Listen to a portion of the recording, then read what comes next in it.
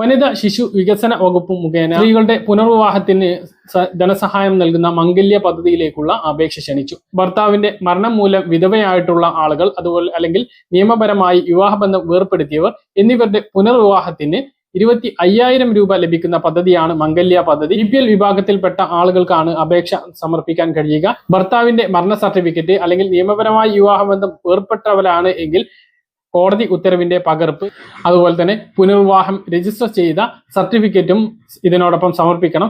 പുനർവിവാഹം കഴിഞ്ഞ് 6 മാസത്തിനുള്ളിൽ അപേക്ഷ നൽകേണ്ടതാണ്. ആവശ്യമായ രേഖകൾ സഹിതം www.schemes.wcd.kerala.gov.in എന്ന വെബ്സൈറ്റ് മുഖാന്തരമാണ് അപേക്ഷ സമർപ്പിക്കേണ്ടത്. കൂടുതൽ വിവരങ്ങൾക്ക് അടുത്തുള്ള അംഗനവാടിയുമായിട്ടോ ബ്ലോക്ക് തലത്തിൽ പ്രവർത്തിക്കുന്ന വനിതാ ശിശു വികസന ഓഫീസുമായിട്ടോ ബന്ധപ്പെടണമെന്ന് ജില്ലാ ശിശു വികസന ഓഫീസർ അറിയിച്ചിട്ടുണ്ട്.